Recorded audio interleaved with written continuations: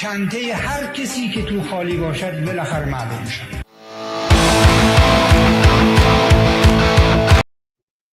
And freedom can coexist. The government can both defend our telecommunications networks and protect the rights and freedoms of all Canadians. Bill C-8 may secure networks, but as it stands, it risks imprisoning citizens digitally and denying them fundamental justice. In so doing, it undermines the very freedoms that we seek to protect. Let us not mistake security for liberty. Let us not trade our rights of Canadians for a false sense of protection. Mr. Speaker, let me give you a concrete example of how Bill C-8 could affect an ordinary Canadian. Imagine Sarah, a citizen, frustrated with the government program that she believes was mismanaged and that was corrupt. In her frustration, she posts online, threatening to expose government corruption. She threatens to reveal secret information she has collected about the program.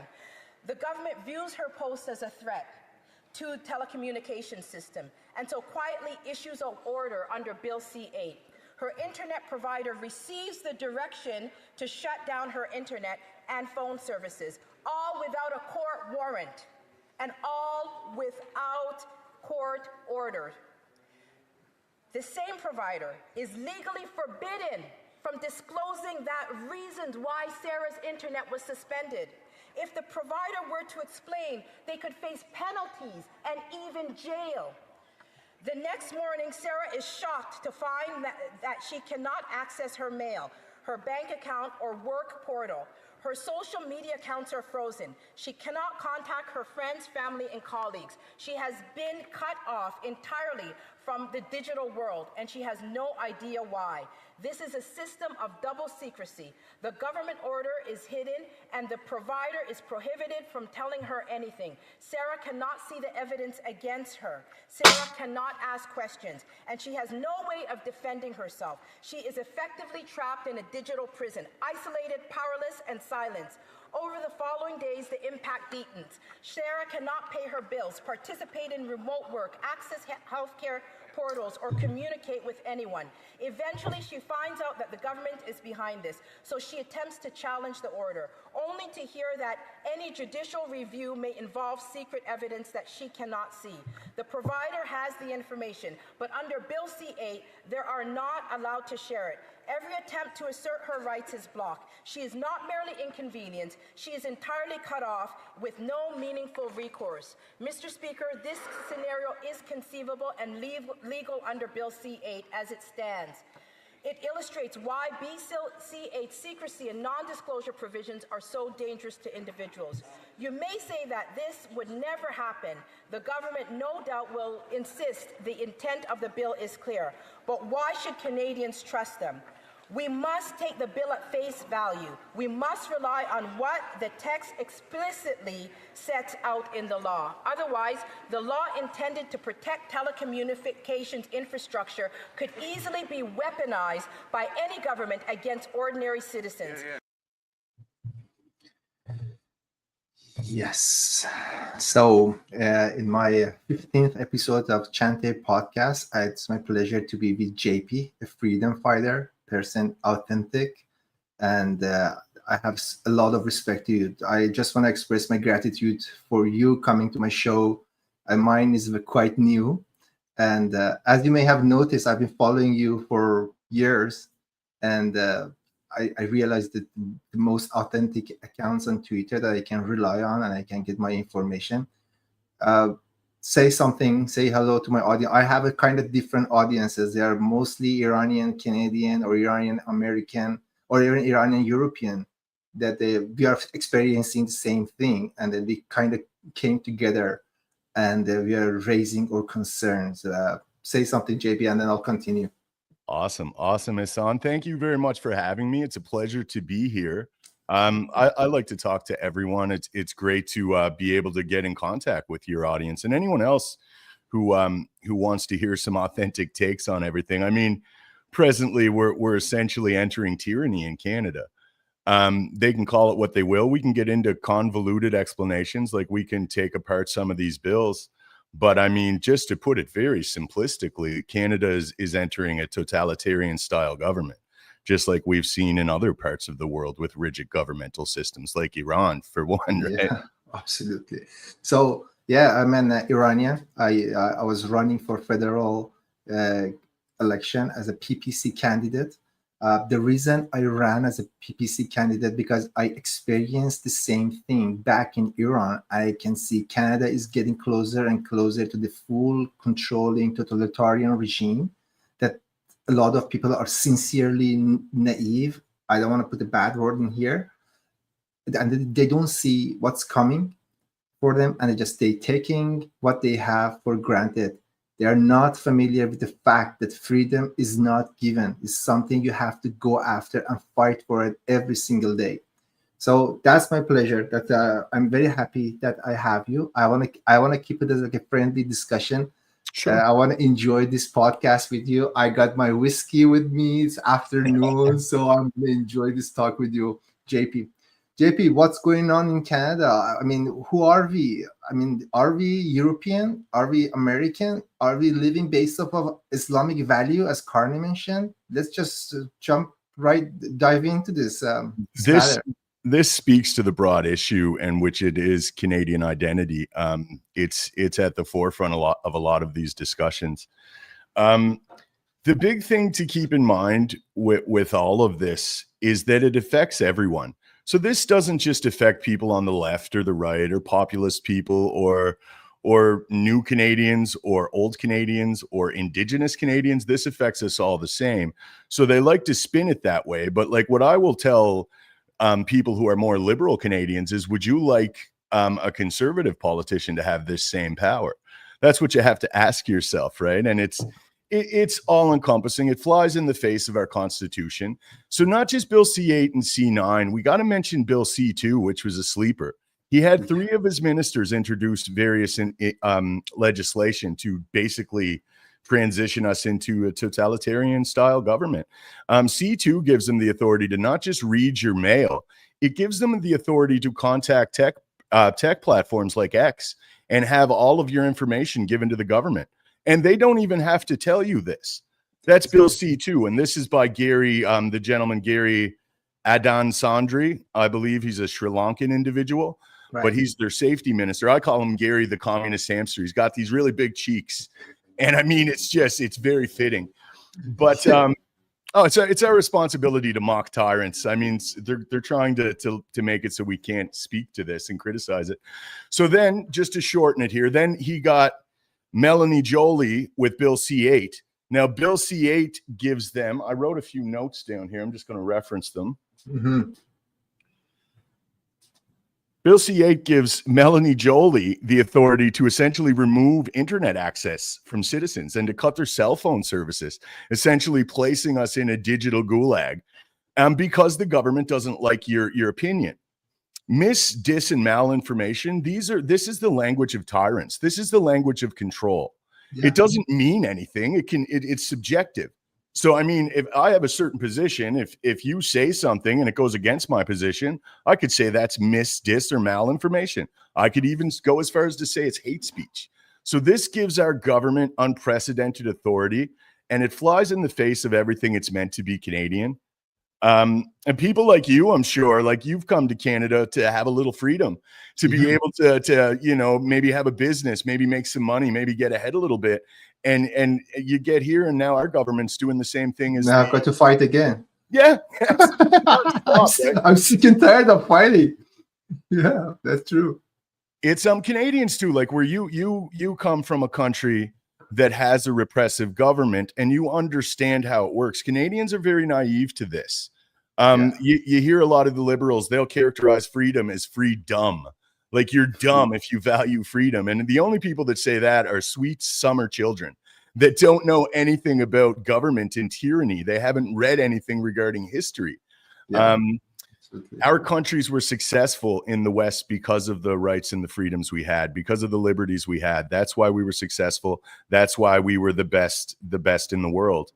We're losing that. We're losing that, and it's not organic. This is a managed decline. It's intentional. 100%. It cannot be it cannot be something that happened by accident. I mean, the way the country is being destroyed. I mean, I'm talking about like 10 years ago.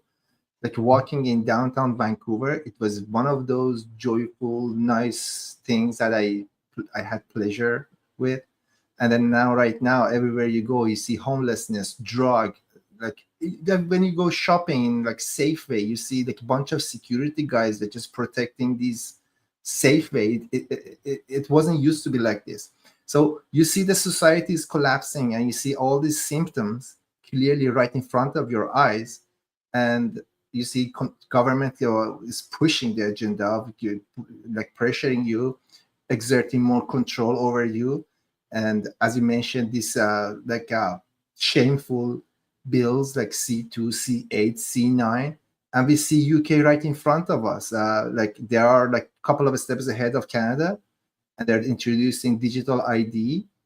So and then eventually, I mean, we are in communist China right now. I mean, I don't want to exaggerate about the narrative, but is it like safe to say that we already reached the communist China?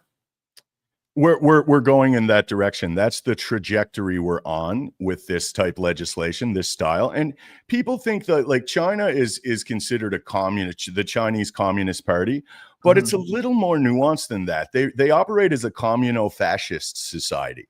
It's essentially like a neoliberal technocratic totalitarianism. I know that's a mouthful of big words, but essentially it means that all the decisions are made in society by an expert class. And that's the most tyrannical aspect. But what Kearney is looking to kind of model off of a Chinese system is a lot of the social credit-based stuff. This is, I think, I've read Kearney's book now, Values. And Values, he lays out, first of all, his disdain with capitalism and free markets. And the rest of the book is him meticulously elucidating how he intends to transition a free market into what he calls human value-based systems. So it's in the language of Marxism, but it's all a play. It's all a ploy. We've never seen true Marxism because it doesn't work. It becomes a fascist totalitarian system right away. That's what communism and fascism to me are identical systems. And they're both not what we want. So, I mean, I wouldn't say we're there yet because, I mean, you and I can have this conversation. In China, people can't, but they're going that way. That's what they want. They want to be able to get conversations like this off of the internet.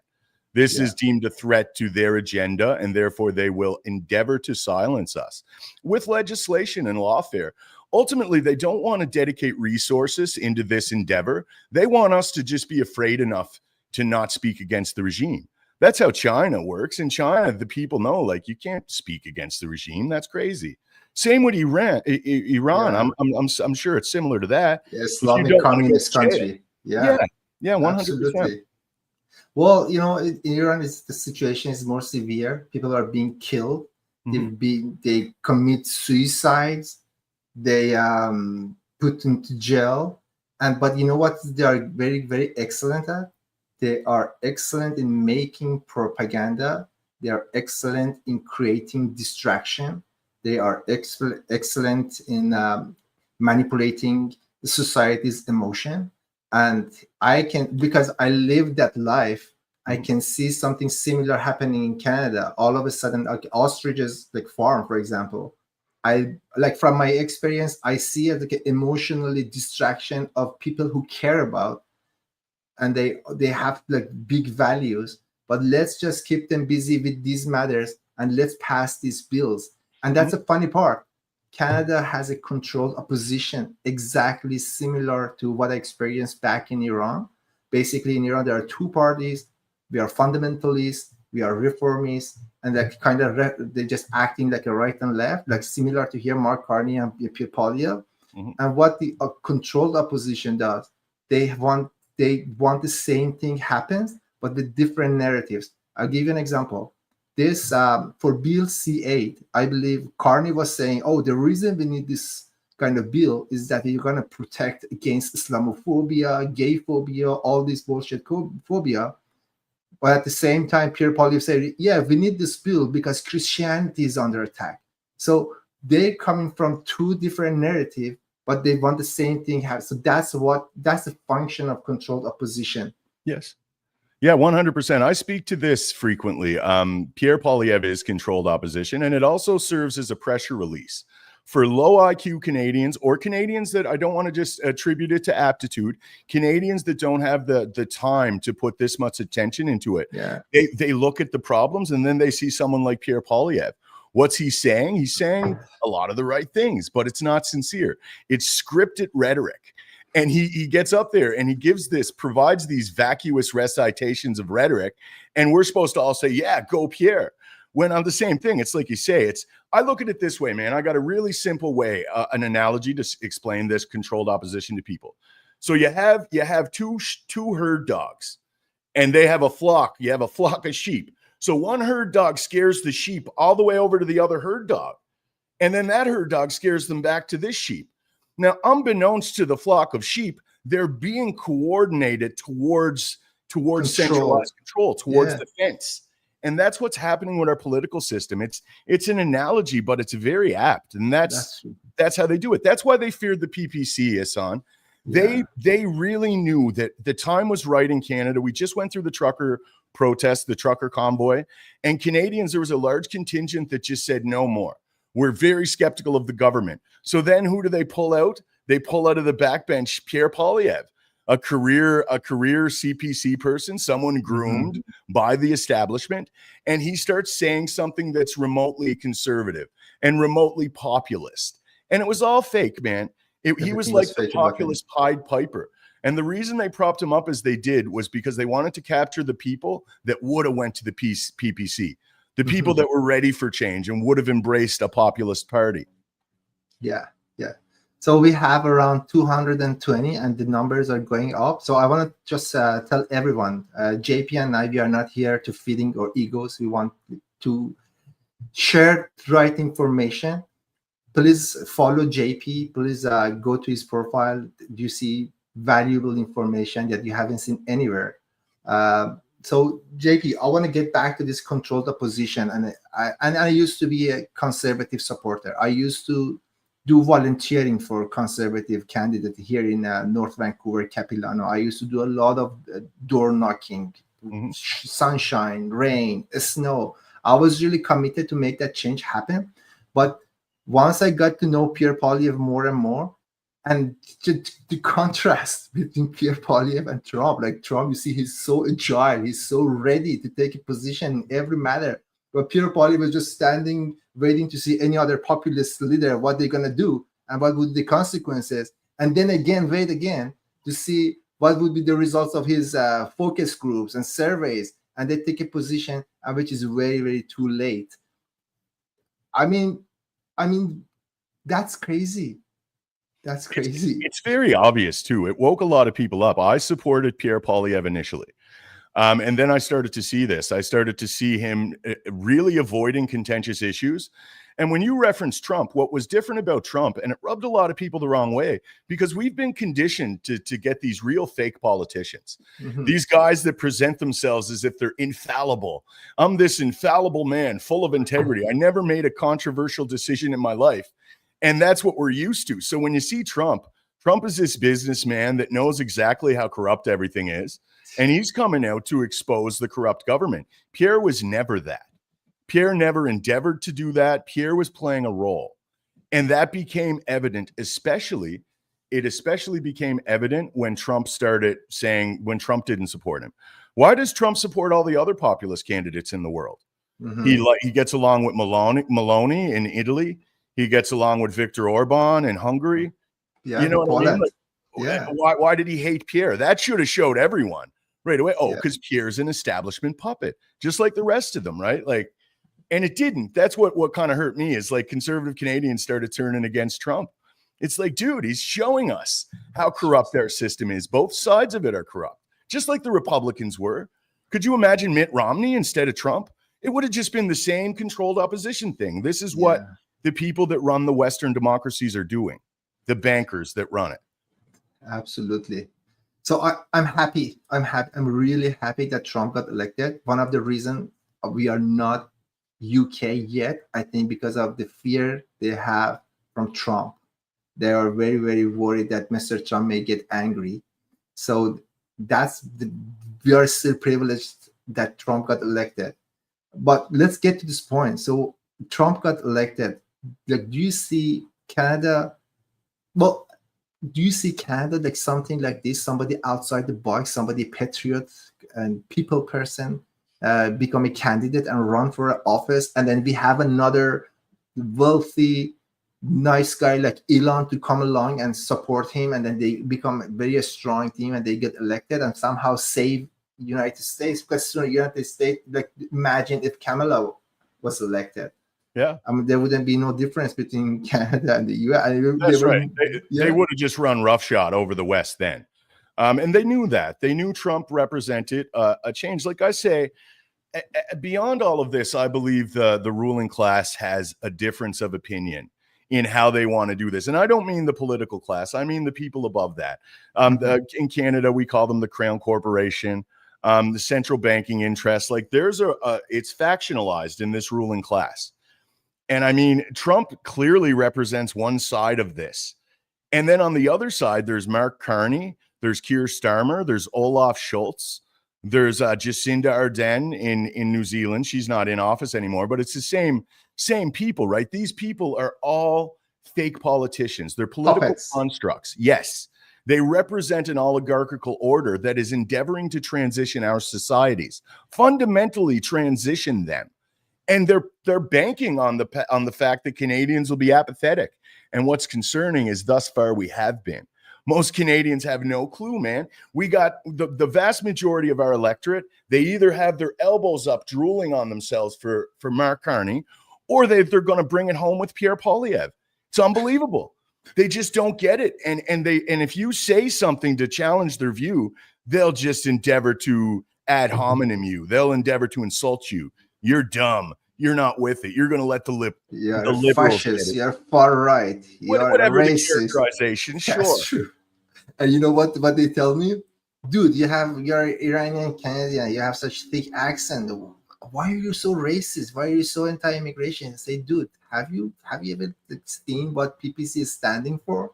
Mm-hmm. Like, I mean, the best way for you is just to do a little bit of research, spend like 30 minutes, just instead of relying all these BS legacy media bullshit. So yeah, JP, continue, please. The PPC were, like I said, man, they were very much feared by the establishment. They were a real populist party. There's a lot of people that don't agree with this and that about them. I get that, but you can't deny that they represented an outside force. And the establishment was so afraid of them, they didn't merely prop Pierre Poilievre up with his fake populist shit. They actually got all of their paid CPC accounts, like the Pleb and Cat Canada and all these big accounts on social media in Canada, to push that narrative. Oh, the PPC are bad. Maxime Bernier works with the Liberals. He's just there to hustle everyone and to sway the election for the Liberals. And that narrative was so dominant. Why? Because they're paying these people to say it. That's why. Like, none of these people are real.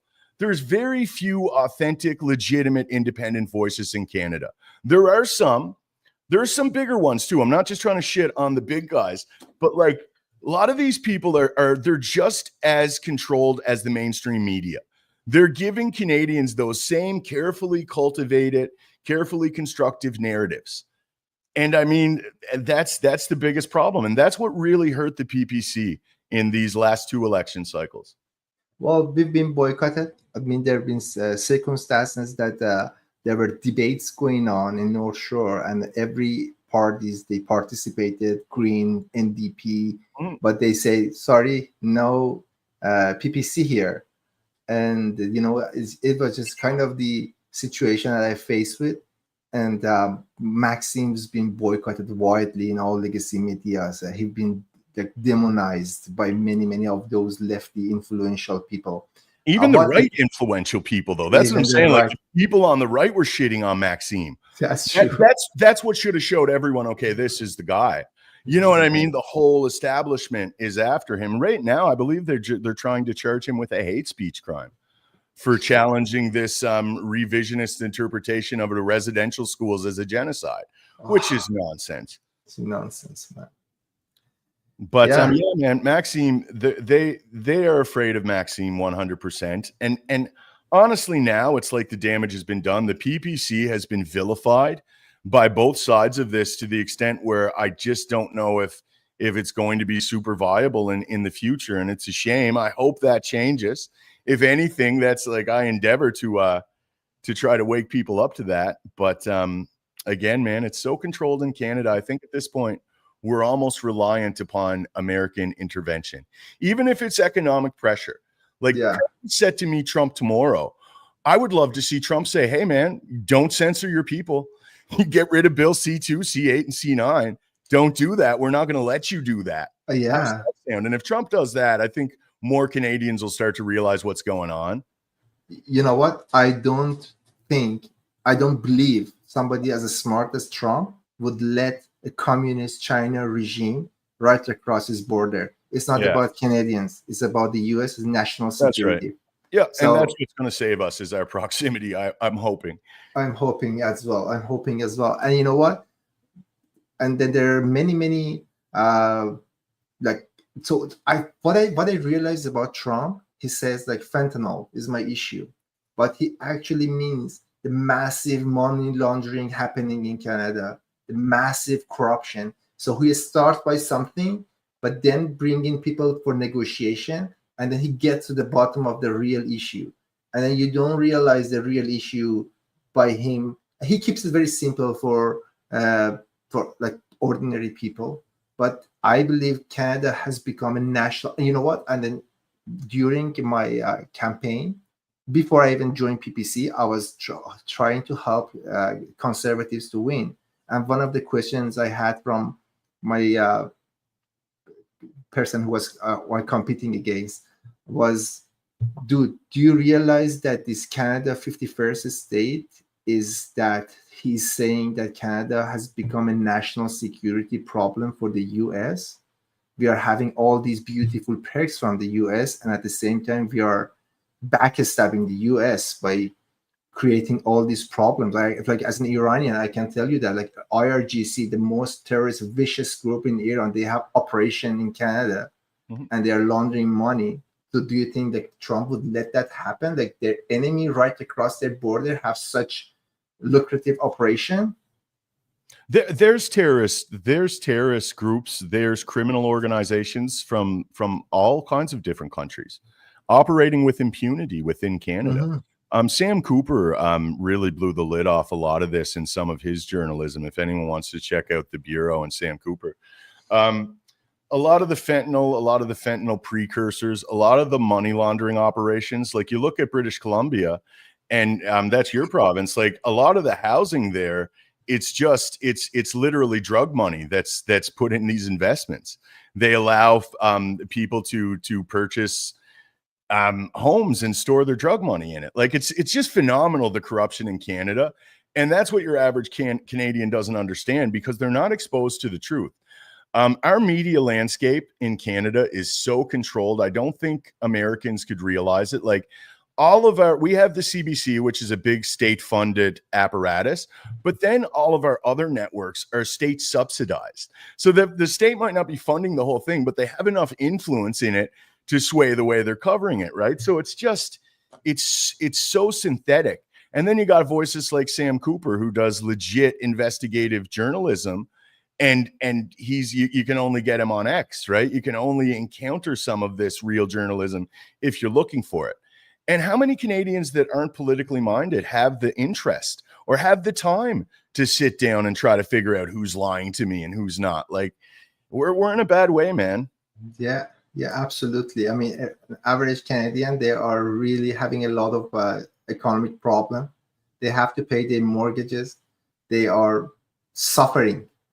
I can see that. Like I can see engineers, they used to have a good life. So now I'm looking at the way they're living right now. They're so stressed. They're so busy with their lives. They don't have time to go deep on politics, like what's going on around them. And all these uni parties taking advantage of this situation. They created this situation. Now they are taking advantage of this numbness of people.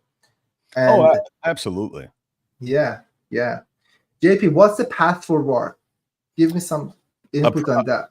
I like to be positive. I like to provide some practical or pragmatic strategies, but honestly, right now, I don't think we're at that stage. We have to wake people up. It's an information war at this point, and we really have to get people, because voices like mine are easily dismissed. I'm a crackpot conspiracy theorist. The PPC are just crackpot conspiracy theorists. You know, anyone who challenges this uniparty in Canada is dismissed. And that's another feature of this controlled opposition. What it does is it allows them to set the parameters for acceptable discourse. What's acceptable discourse? Whatever Pierre Poilievre says and Mark Carney. Anything that falls outside of that, you can dismiss it. It's very pernicious. I'm not entirely black-pilled on it, man. That's not what I'm saying, but I don't think we can really have a pragmatic, practical solution until we wake more people up. We're not at that tipping point yet. Once more people realize that this is all fake, our whole political system, Isan, in my eyes, is an elaborate performative charade. And the premise for the charade is to provide me and you with the illusion of government, with the illusion of participatory governance, like our vote matters. It doesn't. Our entire system has been irredeemably subverted. All of our institutions have been subverted by these globalist players, man. You said it right with the UK. Keir Starmer, man, is a perfect example of someone who's implementing the agenda. And they are way ahead of us with the weaponized mass migration. I mean, it's you go to London now and you pretty much got to convert to Islam if you want to be safe.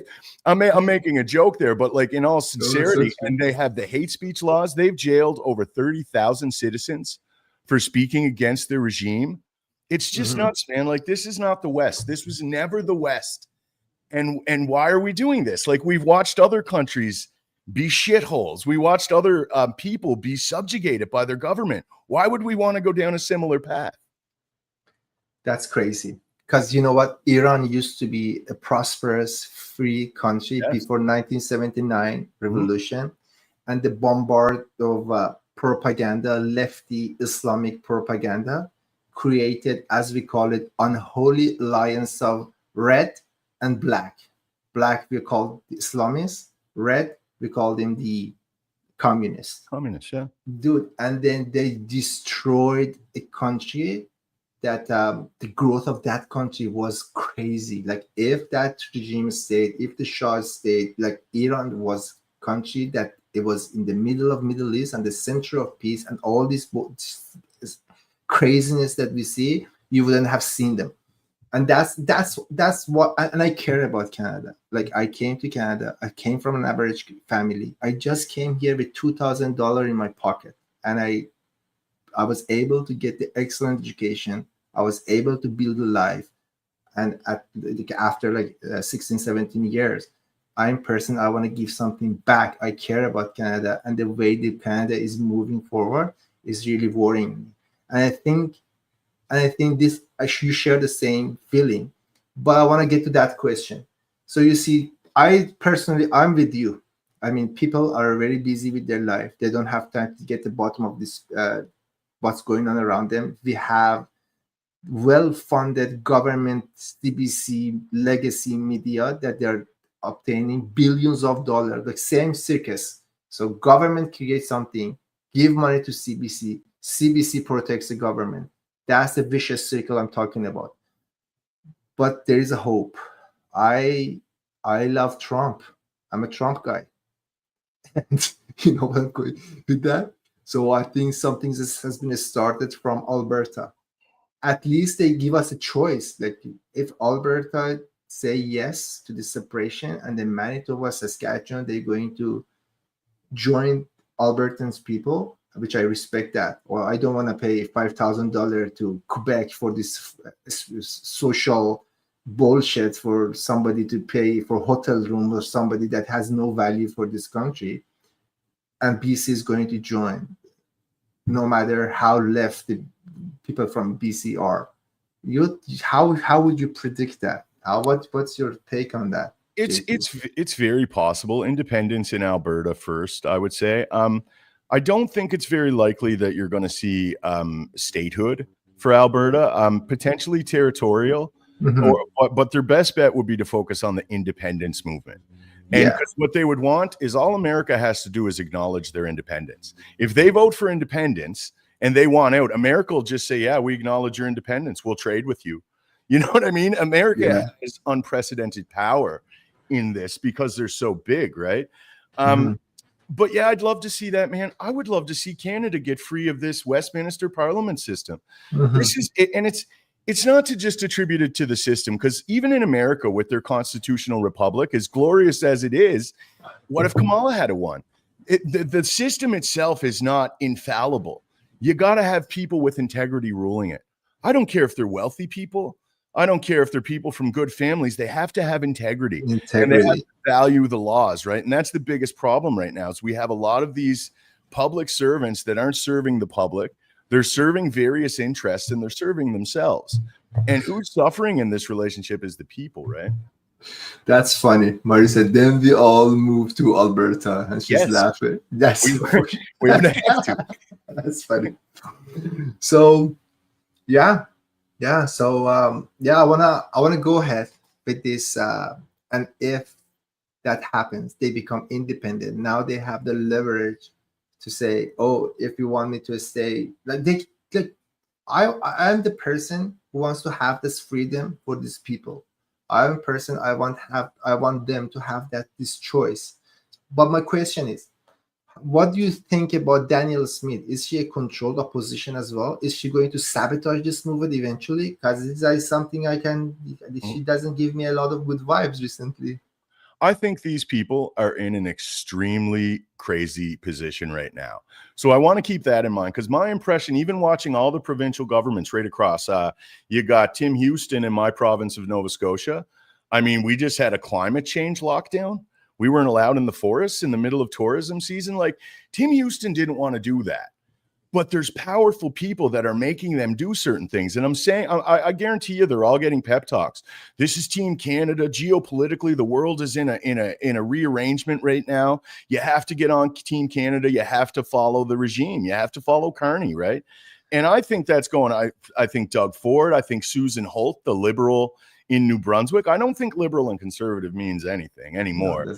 No, and I think Danielle Smith is in that same position. But with Danielle Smith, it's more precarious. Why?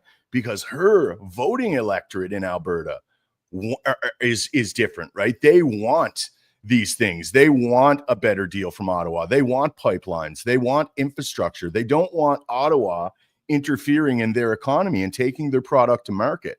So that changes the dynamic. So now, Here's Miss Smith. She has to kind of pivot between both of these. She has to get along with the federal government, and she has to still placate the electorate. And again, it's not that I don't have any faith in it, in her per se. It's that I think there's a bigger thing going on, and I don't know if she'll be powerful enough to be able to resist it. Where is her loyalty at? People or the establishment? That's the main question. Because when things get serious and comes to the voting, and if they find out that the big Alberta becoming an independent state or territory is becoming more serious, I've seen I've lived in a country that they pull off all this bullshit, all these tactics. So she comes with some promises, say, "Oh, we have to save," and Ottawa promised us to do this and that, and she's going to sabotage that election. That's my prediction. Sorry, I'm not as optimistic as you, JP. I'm definitely not optimistic. I don't think there's much she can do, even if she wanted to. And I find she keeps her cards close to her chest. Yeah. I can't tell if she's, you know what I mean? And I can't tell with any of them. And it's like I say, I watched Tim Houston announce. So I just want to give you some perspective on this. It was around August 6th. So Nova Scotia, compared to any other part of Canada besides Newfoundland, like, we're underdeveloped. We're incomparable economically. Like, we just passed 1 million people in the whole province of Nova Scotia. So we don't have the infrastructure. 70% of our province is the woods. So we're very reliant upon our tourism industry. It's huge for us. And summer is the big season. This is when our entrepreneurs, our business owners, they make their money off of tourism. So for him to come out 36 hours before he made this announcement, he was on X, Tim Houston, our premier, and he was saying, hey, everyone, get to Nova Scotia. We're in peak summer. Come out and enjoy our parks and our forests. And then 36 hours later, he's in this awkward press conference. And he's like, yeah, well, you know, it's tough. I get it. It's tough, but we're going to have to do this and pull together for safety. It's unbelievable, man. Like, I could tell that this guy was squirming in his skin. He didn't want to do this. So that just makes me think, like, who's calling the shots, right? Same with Sean Fraser. Now, this goes back to C9. Gary the Communist Hamster was Bill C2. Melanie Joly was Bill C8.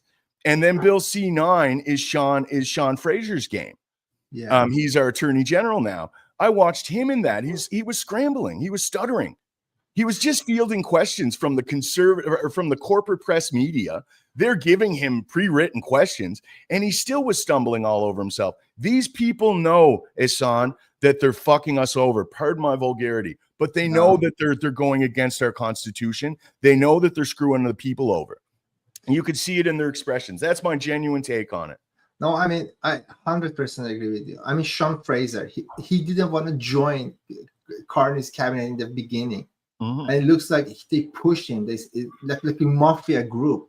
You're in it. You cannot quit. Bro, I wondered when I watched all this, did they get him because he's compromised? Like, what did he do under Trudeau's regime? He was the immigration minister. He was the housing minister. Did he do something there where they're like, hey, you're going to come and be the attorney general and push this censorship, or we're going to prosecute you for the corruption you did? Like, and these people are gangsters, right? So we have to do that. That's very, very apt. Yeah, that's true. And you know what? What's the source of, if you tell like bankers that they are not in the center of corruption for Canada, is immigration is the center of, you have no idea the money is moving here and there through immigration here. That's where Canada just making a shitload of money. Well, dude, these temporary worker programs, what's happening is you'll have someone come in from India, for instance, and they'll buy a franchise like a Tim Hortons. Now they could bring in their family members and their friends under the guise of the temporary worker program. I think we have now, it came out a story this week, there was 47,000 people that are here illegally now. Students that their things expired. Like, Canada has we don't have the infrastructure to seek these people out and ensure that they're leaving our country. We can't do that. I don't think they even know how many people are in Canada right now. I sincerely don't. And you are very optimistic that you are saying the family member. There are a lot of terrorists, bad people that they're bringing there again. Yeah. So, I don't want to just get to that. I'm worried about my my future, so I'm going to stop there. So, JP, there is a cultural war is going on, and I'm happy Elon took a strong stance against Netflix. Netflix was going towards the far, far, far left. And the thing is, Netflix doesn't need our money. Like, they're showing everything they need to show us we don't need your money, because showing all these kind of far left, so they're losing a lot of audiences and they don't care. So their agenda is much more important than making money. So where's the money coming from? Who's backing them up? I would say it's the whole system, right? I often wondered with a lot of this, like, profit is not their motivation. They make money. You know what I mean? Like, not Netflix, for instance, but it's being utilized by this order. Netflix you're not watching programs on Netflix, you're being programmed. It's all ideological subversion. They're pushing this trans agenda. They're pushing all this far left stuff, the racialism, the anti-Christian stuff, the anti-white stuff. Like, it's phenomenal. Like, in this the way they say diversity is our strength. This is called conceptual polygamy. I just want to explain this. When they use diversity, the left, they don't mean everyone's welcome. They mean absence of the dominant racial hegemony. So they perceive whites as the hegemonic racial group. So when they say diversity, they mean exclusion. They literally mean the opposite. They mean exclusion of the perceived racial hegemony. They mean exclusion of whites. So it's very anti-white. It's very anti-Western, because, like all far left agendas, they have to tear down the traditions. They have to tear down our society before they can rebuild it in their own image. All Marxism is like that. All of these left revolutions are like that.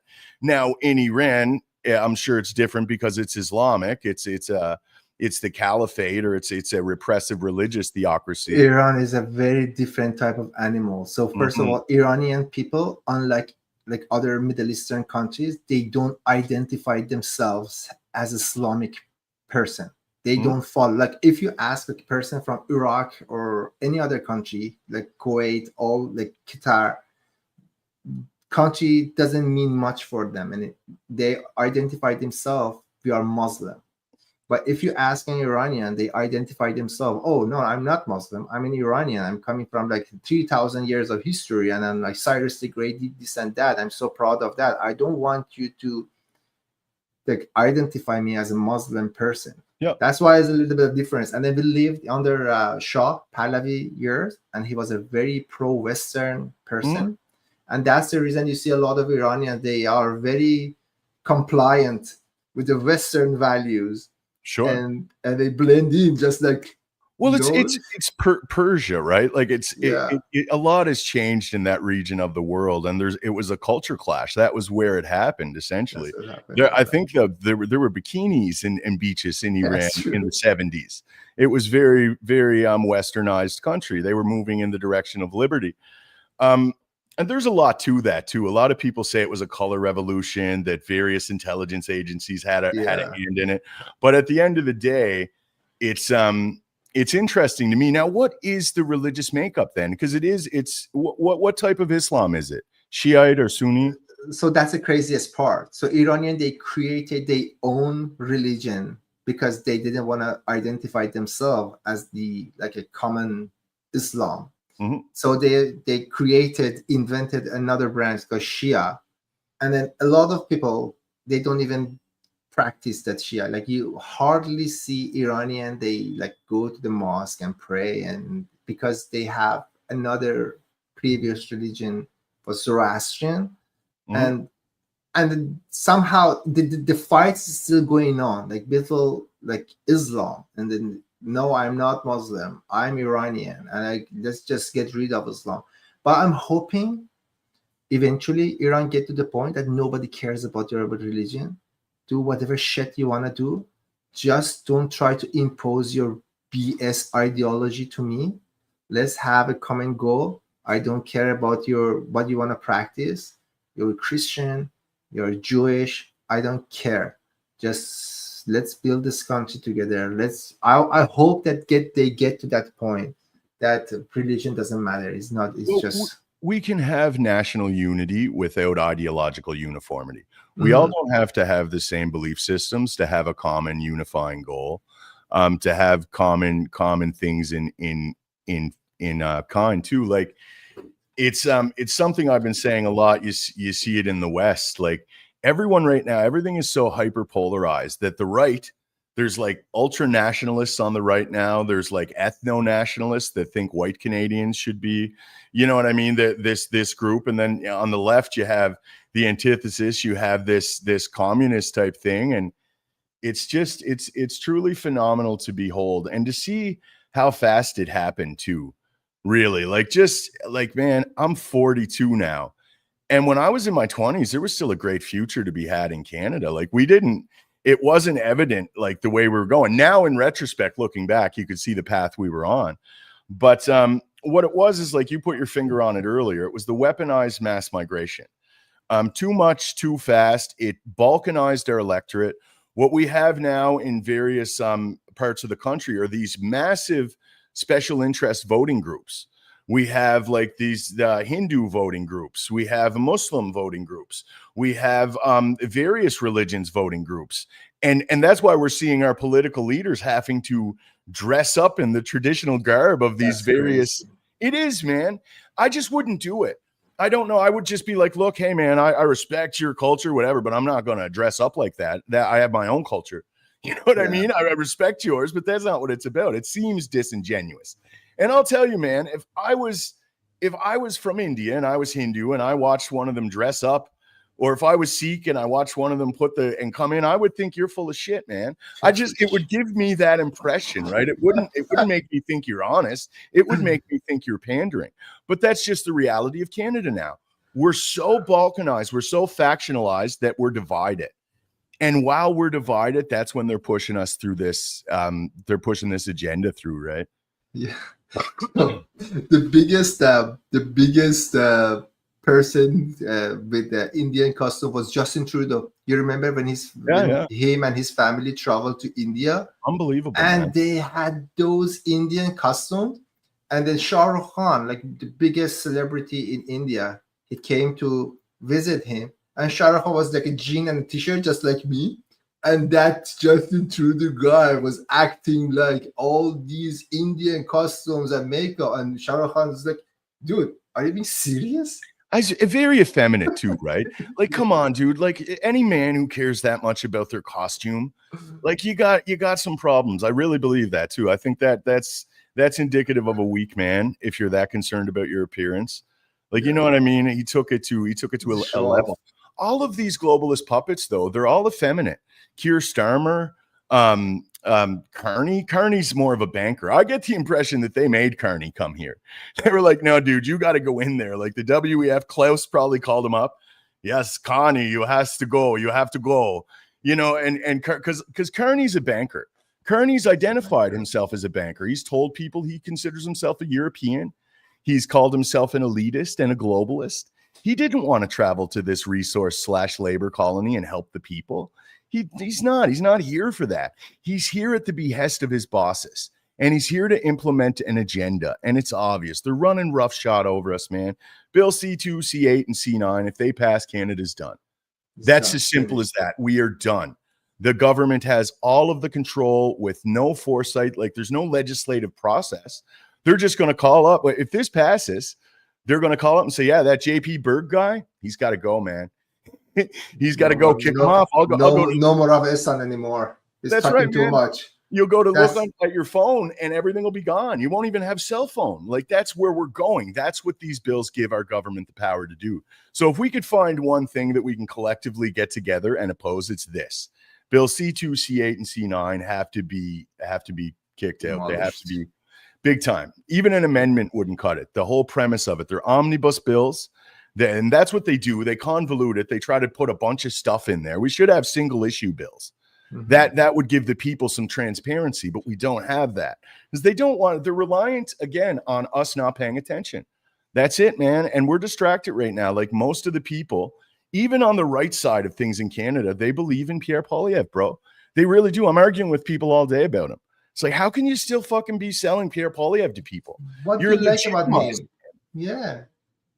They can. So when I was speaking to my to the voters, my writing, I asked them, dude, what policy do you like about conservatives?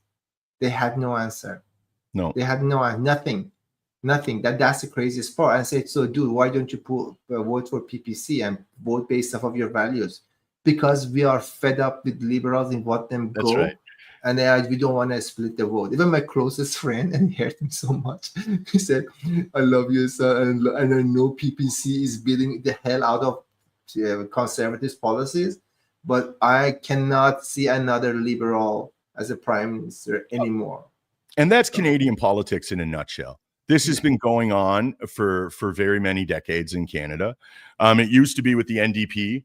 A lot of left-leaning Canadians were like, we can't vote NDP. We don't want the Conservatives to get in. And when the PPC emerged, it was the same thing on the flip side, right? That's Canadian politics. And that's kind of the dichotomy everyone's trapped in. It's like we're going to vote for a party just because we don't want another party to get in. And that's the only reason we're going to vote for them, because they're not as bad as the bad guys. So we've been played. Oh, 100%. We're being played. Yeah. This is a perpetual process. This is still occurring. So you have no idea how Islamic Republic with such incompetency is running big country like Iran. They are playing people with these election circuses. Exactly same. Having a controlled opposition. They want the same thing. They want the show going on. And there is a lot of money on the stakes. So they cannot let it go. So they have to keep the show running, and that's a reality, unfortunately. And that seems to be the apparatus in which countries use to control their people. I really think this left-right division and this controlled opposition, that's how most countries work.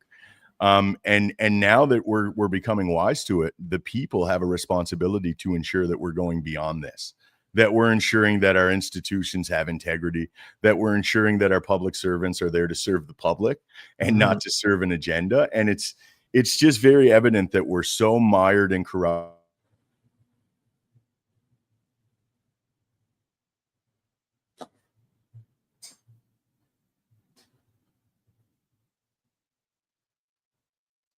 I'm not sure what happened to JP. Okay, once he gets connected, let's watch this together. My last question from JP would be the trade deal between Trump and Carney that's going on tomorrow. Companies from Canada are moving into the United States. You know, Right now, everybody's moving back into the U.S., and he's probably going to be asking about tariffs. They're losing a lot of companies in Canada. They're coming into they left here. They left here 20 years ago when presidents that sat right at this desk weren't doing their job properly. They were probably good politicians, but they weren't good at business, and they allowed these companies to leave. And all they had to do is do what I'm doing right now. And, you know, I'm not saying it's the easiest thing to do, but it is. It's So much respect for President Trump. Well, he's being honest with that one. I watched that earlier, and I don't think anything's going to come out of Carney's meeting tomorrow. Clearly, he's said it from the beginning, right? Like he's doing things for the American people. Yeah. And that involves attracting their business back. He can't give free rides to everyone. Like, it's what a lot of people don't understand is how tariffs worked and how Trump is trying to utilize tariffs to reorder this globalist system. Globalization has failed. It's factionalized. America and Israel are on one side of it, and many other countries too. And then the EU and the Commonwealth countries seem to be falling on the other side of it. It's very scary, man. JP, what do you think the outcome would be tomorrow's meeting? Like, what would be the real impact in Canadian lives? Because it's getting to the end eventually. It's not going to go on forever, this kind of. Did you see when Trump had the leader of South Africa in? Yeah. Did you see that? And he showed all the boar, kill the boar. And he showed them. I'm hoping something like that. I would love to see Trump drag Carney into the White House and show the truckers getting stomped on by the mounted Gestapo. I would love for Trump to say, Mr. Carney, why are you telling your country that America are bad guys? Why are you telling them that I'm a bad guy? Why are you trying to censor your people? Why are you trying to cut their tongues out so they can't criticize you? I would love to see that. That would shake up Canadian politics. Oh my God, that would be awesome, man. That would be great. I'm gonna watch it all over and over and over again. That would be one of those. With that said, man, I think there's bigger negotiations going on. I really do, behind the scenes, things that we're not privy to with the real people that kind of rule the world, like some of the interests above the government. So I think this is mostly a spectacle for people. I really do. Trump, in my estimation, is trying to renegotiate the world order.